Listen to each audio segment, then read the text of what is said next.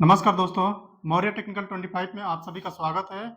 इस वीडियो में हम आपके लिए लेकर आए हैं बीएसपीएचसीएल के प्रीवियस ईयर रीजनिंग के क्वेश्चन जो कि 3/11/2018 के शिफ्ट चौथे में आए हुए हैं। आते हैं पहले क्वेश्चन की तरफ। पहला क्वेश्चन है, काउंटर पर एक कतार में 10 लड़कियां खड़ी हैं। यानी कि एक काउंटर है, किसी भी चीज का हो सकता है। उसमें क्या है, एक कतार में एक से लेकर कितना है, 10 तक लड़कियां खड़ी हुई हैं। जिन तरीकों से वे स्वयं को पुनर्व्यवस्थित कर सकती हैं, यानी कि पुनर्व्यवस्थित करना है, यानी कि यहाँ पे क्या है, आपस में एक दूसरे को अलग अलग बदल सकती हैं। ठीक है, तो उन तरीकों की कुल संख्या क्या होगी, यानी कि टोटल संख्या 10 है और वो तरीका पूछा रहा है कि यानी कि 10 वस्तुएं हैं। एक तरह से मान लीजिए कि 10 वस्तुएं हैं, उसको कितने तरीके से हम क्या कर सकते हैं, व्यवस्थित कर सकते हैं। और हर बार अलग एक मतलब टर्म होना चाहिए। श्रृंखला मतलब जैसे एक बार 10 को क्रिया तो ये श्रृंखला अलग होनी चाहिए, फिर एक बार 10 क्रिया है तो वो भी अलग आनी चाहिए। तो इसके लिए क्या होगा, सीधा सीधा फैक्टोरियल 10।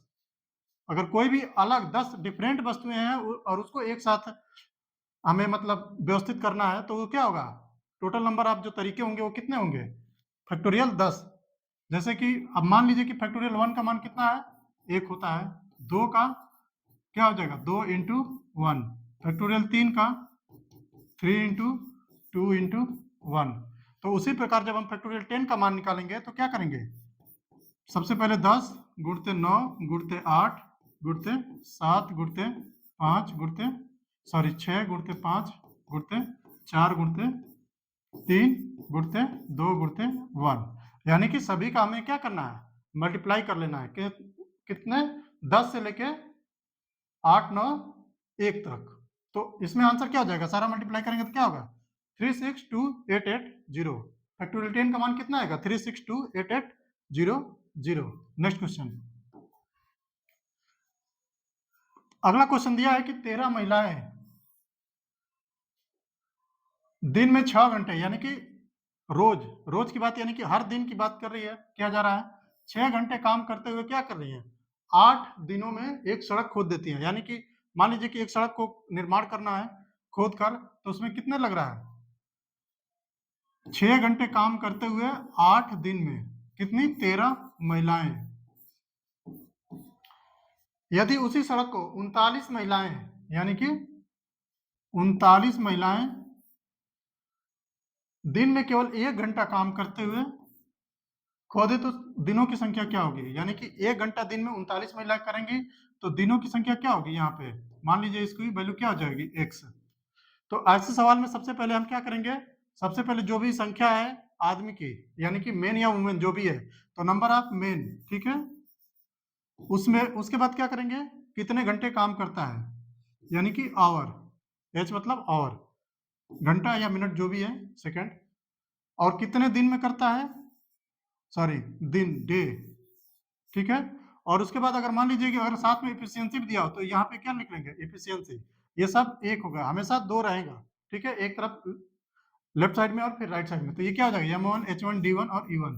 अगर दिया रहेगा कि काम इतना संपन्न होता है, यानी कि मान लीजिए कि एक काम है उसका 2/3, यानी कि यहाँ क्या हो जाएगा, 2/3, तो एक तरह से क्या हो जाएगा, W1। और सेम इसी तरह क्या हो जाएगा, यहाँ पे M2 H2 D2 और E2 बटे में W2, ठीक है। इसी प्रकार इसी फार्मूले पे क्या लगेगा, ये पूरा सवाल लगेगा। फिर देखते हैं हम सवाल को। सबसे पहले इसका मल्टीप्लाई कर देंगे, फिर इधर, यानी कि यहाँ पे क्या हो जाएगा, अब डिवाइड कर देंगे तो 13 तिया 39, ठीक है, और 3 दूना के 6, 8 दूना के 16, तो क्या हो जाएगा, x की वैल्यू कितना आ जाएगी, 16। यानी कि टोटल जो दिन होंगे कितने होंगे, 16। Answer A is the right answer. अगला क्वेश्चन दिया हुआ कि दी गई श्रृंखला में अगली संख्या क्या है, यानी कि एक श्रृंखला नीचे क्या हुई है, दी हुई है, नंबर की श्रृंखला है, तो उसमें क्या कर रहा है, एक जो मिसिंग टर्म है वो क्या कर रहा है, फाइंड आउट करना है, पूछ रहा है। तो सबसे पहले हम श्रृंखला को ऑब्जर्व करेंगे, तो पहला क्या नंबर देख रहे हैं, पहला 729 है, उसके बाद एकदम से कम हो रहा है 243, फिर एकदम से बहुत ज्यादा बढ़ जा रहा है, फिर देख रहे हैं तो एकदम से कम हो रहा है, फिर एकदम से बहुत ज्यादा बढ़ रहा है। यानी कि इस संख्या में नॉर्मली क्या चल रहा होगा, पहले डिवीजन चल रहा होगा, क्योंकि अगर इसका अंतर निकालेंगे तो यहाँ पे माइनस में आएगा, फिर यहाँ प्लस में आएगा, क्योंकि अंतर हमेशा क्या निकालते हैं, दूसरी संख्या में से पहली संख्या घटाते हैं। तो यहाँ पे अगर सिंपल सा देखा जाए तो सबसे पहले क्या चल रहा होगा, डिवीजन फिर मल्टीप्लिकेशन, ऐसे नॉर्मली अगर ऑब्जर्व करें तो इससे पता चल रहा है। तो सबसे पहले हम देखते हैं 9 है तो यानी कि लास्ट में 3 से डिवाइड हो सकता है, तो सीधे सीधे पहले 3 से डिवाइड करके देखते हैं। तो 3 दूना के 6, 1 3 चौके 12, 3 तिली के 9, यानी कि 3 से डिवाइड हो गया है और क्या आ गया, पहले दूसरा टर्म हमें पता चल गया। फिर अगली संख्या में हम आके देखते हैं तो फिर क्या चल रहा है, 7 है, यानी कि अगर हम किसी से मल्टीप्लाई कर रहे हैं, यानी कि मान लीजिए 9 से मल्टीप्लाई करें, 9 3 27, ठीक है। अगर और किसी से करेंगे तो 7 आएगा नहीं 3 के टेबल में, तो यानी कि क्या होगा, 9 से मल्टीप्लाई, तो 9 3 27, 9 चौके 36 37 38 और 9 दूनी 18 3 21, यानी कि सही जा रहा है। पहले क्या हो रहा है, 3 से डिवाइड हो रहा है, फिर 9 से मल्टीप्लाई हो रहा है। उसी प्रकार यहाँ भी 3 से डिवाइड होगा, फिर 9 से मल्टीप्लाई, फिर यहाँ भी आना होगा तो क्या होगा, 3 से डिवाइड, ठीक है। तो क्या हो जाएगा, 3 दूना के 6, 3 एकम 3, 3 साते सॉरी 3 एकम 3 2, 3 आठे 24 और 3 साते 21, यानी कि 2187। ऑप्शन क्या हो जाएगा, D is the right answer. Next question, कुछ श्रमिकों ने एक काम को 36 दिन में करने का फैसला किया, यानी कि श्रमिक हैं लेकिन दिया हुआ नहीं है कितने हैं। तो मान लीजिए कि एक श्रमिक है, कितने दिन में काम करने का फैसला किया है, 36 दिनों में, ठीक है। तो 36 दिनों में, लेकिन अब ये दे रहा है कि जब काम करने की बारी आती है तो 20 गायब रहते हैं, यानी कि बराबर टोटल कितने थे, x में से हमने क्या कर लेना है, 20 गायब कर लेना है, ठीक है। शेष लोगों ने, यानी कि जो 20 लोग कम हो जाएंगे तो इन्होंने कितने काम को किया, 48 दिनों में किया। तो पूछ रहा है कि वास्तविक श्रमिकों की संख्या क्या हो जाएगी, यानी कि जो टोटल नंबर ऑफ क्या है, x है, यानी कि टोटल नंबर ऑफ श्रमिकों की संख्या इनिशियली क्या है, x है, तो हमें x की वैल्यू फाइंड करना है। ये सिंपल, वैसे ये क्या है, m1 इंटू d1, यानी कि उसी प्रकार m2 इंटू d2। यहाँ व्यक्तियों की संख्या, दिन की संख्या, फिर व्यक्तियों की संख्या, दिन की संख्या, तो यहाँ से हम निकाल लेंगे, क्या हो जाएगा, 36x बराबर 48x minus 20 into 48।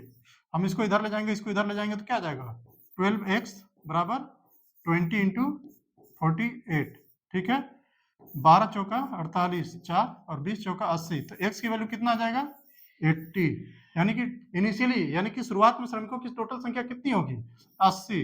B is the right answer. अगले क्वेश्चन की तरफ, अगला क्वेश्चन दिया हुआ है कि समानुपात का चिन्ह दिया हुआ है, उसके एक तरफ एक रिलेशन है और दूसरी तरफ एक दूसरा रिलेशन है, यानी कि जैसे लेफ्ट साइड में संबंध है उसी प्रकार क्या होगा, राइट साइड में होना चाहिए। तो आइए देख लेते हैं। सबसे पहले क्या दिया, स्क्वायर, स्क्वायर के बाद 16, उसके बाद क्यूब, क्यूब के बाद मिसिंग टर्म है। तो स्क्वायर यानी कि किसी नंबर का स्क्वायर जनरली मान के चलते हैं तो स्क्वायर होगा, यानी कि ये जो 16 है तो इसको देख लेते हैं क्या होगा, 14 का स्क्वायर, ठीक है। उसी प्रकार क्यूब, क्यूब यानी कि किसी नंबर का क्यूब आना चाहिए, तो फिर हम ऑप्शन पे देखते हैं। तो पहला नंबर है 25, यानी कि क्या हो जाएगा, 25 का स्क्वायर, सॉरी 5 का स्क्वायर। 9 किसका होगा, 3 का स्क्वायर। 24 क्या है, 24 को हम देखेंगे तो क्या हो जाएगा, 3 इंटू 8 या फिर 6 इंटू 4, ठीक है। तो यहाँ ना कोई स्क्वायर बन रहा है, सिर्फ नॉर्मली क्या है, मल्टीप्लिकेशन है नंबर्स का। लेकिन अगर हम 64 को देखेंगे तो क्या हो जाएगा, 4 चौके 16, 16 चौके 64, यानी कि इसमें क्या आ रहा है, 4 का क्यूब आ रहा है, ठीक है। तो आंसर क्या हो जाएगा, 64, यानी B is the right answer. Next question, अगले क्वेश्चन की तरफ चलते हैं। अगला क्वेश्चन दिया हुआ है कि नीचे दिए गए 4 विकल्पों में से 3 एक ही श्रेणी या वर्ग के हैं, यानी कि 4 विकल्प दिया गया, उसमें से 3 क्या है, एक ही तरीके के हैं। इनमें से असंगत ज्ञात कीजिए, यानी कि एक इसमें से क्या है, असंगत है, यानी कि 3 एक तरीके के हैं और चौथा डिफरेंट है। तो वो डिफरेंट जो है उसी को हमें क्या करना है, फाइंड करना है। दिया है पहला यूरोप, ठीक है, ऑस्ट्रिया, फिर अफ्रीका और एशिया। तो अगर हम ध्यान से देखें, थोड़ा सा ध्यान दें तो इस पे क्या लिखा है, यूरोप एक महाद्वीप होता है, ऑस्ट्रिया क्या है, ऑस्ट्रिया एक देश है, यूरोप का ही एक देश है ऑस्ट्रिया। अफ्रीका, अफ्रीका क्या है, अफ्रीका भी महाद्वीप है। और एशिया, एशिया भी क्या है, एक महाद्वीप है। अगर यहीं पे अगर ऑस्ट्रेलिया होता, क्या होता, ऑस्ट्रेलिया, तो ऑस्ट्रेलिया भी क्या है, एक कॉन्टिनेंट है, यानी कि महाद्वीप है, तब आंसर चारों सेम हो जाते हैं। लेकिन ऑस्ट्रिया एक चूंकि एक कंट्री है तो ये क्या हो जाएगा, डिफरेंट हो जाएगा, तो आंसर क्या हो जाएगा, B. B is the right answer. अगले सवाल की तरफ हम चलते हैं। इसमें देखते हैं कि क्या देखते हैं। सबसे पहले एक समानुपात है, उसके लेफ्ट साइड में एक रिलेशन है और राइट साइड में जो रिलेशन है उसे हम फाइंड आउट करना है। ठीक है, पहले हम लेफ्ट साइड पे देखते हैं घोस्ट। घोस्ट को दिया है, क्या दिया है? फास्मोफोबिया। घोस्ट यानी कि भूत, भूतों से जो डर, जिसको डर लगता है उसको क्या, भूतों का डर क्या होता है? फास्मोफोबिया। फोबिया का मतलब डर। ठीक है, घोस्ट, फास्मोफोबिया। उसी प्रकार वर्क यानी कि काम से अगर डर होगा तो उसको क्या बोलेंगे? तो सबसे पहले हम ऑप्शन देख लेंगे। ऑप्शन, पहला ऑप्शन है साइनोफोबिया। साइनोफोबिया का क्या होता है? जिनको कुत्तों से डर लगता है, तो उसको क्या बोलेंगे? साइनोफोबिया। जेनोफोबिया, जेनोफोबिया का मतलब होता है जिनको रोमांस वगैरह या फिर सेक्स वगैरह, सेक्सुअल एक्टिविटीज से डर लगता है। ठीक है, इंटीमेटी, इंटीमेशन से भी डर लगता है, उसको क्या बोलेंगे? जेनोफोबिया। ग्राफोफोबिया, ग्राफोफोबिया का मतलब किसी को लिखने उखने से डर लगता है, उसको क्या बोलेंगे? ग्राफोफोबिया। फिर एर्गोफोबिया। एर्गोफोबिया, फिर आंसर क्या हो जाएगा? ये तीनों तो डिफरेंट हो गए, तो आंसर जो डी होगा वो क्या हो जाएगा? एर्गोफोबिया, यानी कि वर्क से डर। अगला सवाल देखते हैं। चित्र में एक व्यक्ति और इशारा करते हुए राजन ने कहा, यानी कि अगर हम देखें तो यहाँ पे एक चित्र है। मान लीजिए कि चित्र में क्या है? एक व्यक्ति का तस्वीर बनी हुई है और उसको इशारा करते हुए क्या है? राजन। राजन एक व्यक्ति है, उसने क्या कहा? वह मेरे दादाजी का इकलौता पुत्र है। यानी कि ये जो व्यक्ति है राजन के दादाजी है, यानी कि यहाँ पहले एक पिता होंगे, फिर यहाँ पे क्या होंगे? दादाजी। ठीक है, दादाजी का क्या है? इकलौता पुत्र है, यानी कि इनका एक ही पुत्र है। और जब इनका एक ही पुत्र होगा तो वो क्या होगा? और यही क्या है? राजन के दादाजी भी हैं, यानी कि ये जो होगा राजन का पिता होगा। ये जो व्यक्ति क्या होगा? राजन का पिता होगा। क्वेश्चन देख रहे थे, क्या पूछा? राजन उस व्यक्ति से किस प्रकार संबंधित है, यानी कि राजन इस व्यक्ति से किस प्रकार संबंधित है? तो राजन इस व्यक्ति क्या हो जाएगा? पुत्र हो जाएगा, यानी कि सन। अगर यही पूछा जाता कि यह व्यक्ति इस राजन से किस प्रकार संबंधित है, तब क्या हो जाएगा? फादर। अगले क्वेश्चन, निम्न में से कौन सा चित्र पक्षी, तोते और मोर के बीच सबसे अच्छा संबंध सूचित करता है? यानी कि वेन डायग्राम के द्वारा तीन चीजें दी हुई हैं, उसको प्रदर्शित कर दिया गया है। तो सबसे जो अप्रोप्रिएट है वो कौन सा है? तो सबसे पहले हम समझ लेंगे, तोते और मोर क्या होता है? दोनों ही पक्षी होती है, यानी कि पक्षी सबसे बड़ा क्या है? सबसे बड़ा सेट क्या हो जाएगा? पक्षी। ठीक है, पक्षी का सेट क्या हो जाएगा? सबसे बड़ा हो जाएगा। और इसी के अंदर दोनों ही क्या है? अलग अलग पक्षी हैं, यानी कि तोते अलग होते हैं और मोर अलग होते हैं, है दोनों पक्षी। तो ये क्या हो जाएगा? दोनों के अंदर ही आ जाएंगे। एक क्या हो जाएगा? पैरट। ठीक है, और दूसरा क्या हो जाएगा? पीकॉक, यानी कि मोर और तोता। तो आंसर क्या हो जाएगा? D. D is the right answer.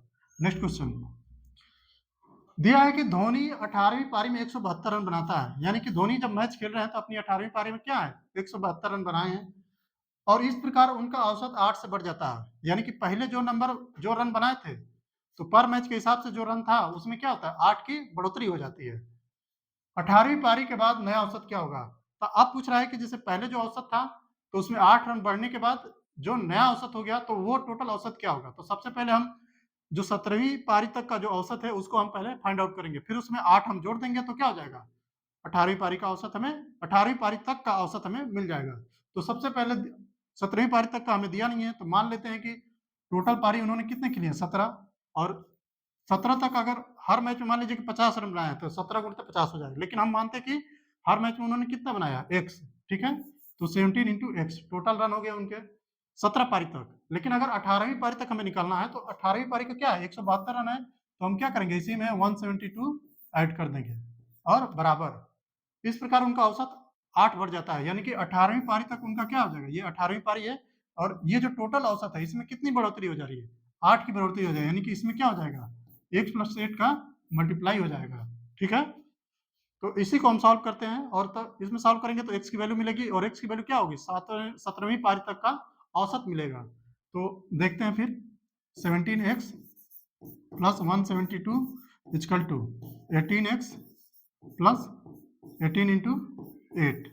ठीक है, अब ये इधर चला जाएगा तो यानी कि 1 से बच जाएगा, और बराबर ये इधर चला गया और क्या आ जाएगा? 18 बटे 144, यानी कि ये इधर आ जाएगा, तो 172 माइनस 144। ठीक है, तो x बराबर क्या आ जाएगा, 12 में से 4 जाओ 8, 6 में से 2, ठीक है।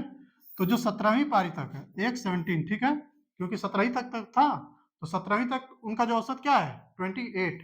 लेकिन जब हमें बता रहा है कि इस प्रकार उनका औसत यानी कि 18वीं पारी में 172 बनाने से क्या है 8 से बढ़ जा रहा है, तो 18वीं पारी के बाद का औसत यानी कि ये 17 तक आया और 8 बढ़ रहा है, तो इसमें क्या करेंगे, x18 निकालने के लिए हमें क्या करना होगा, 28 इंटू 8, 8 उसमें जोड़ देंगे तो टोटल कितना हो जाएगा 36 रन, यानी कि 18वीं पारी तक का बाद का औसत क्या हो जाएगा 36 रन, यानी कि D is the right answer. आज तक के लिए इतना ही, थैंक यू।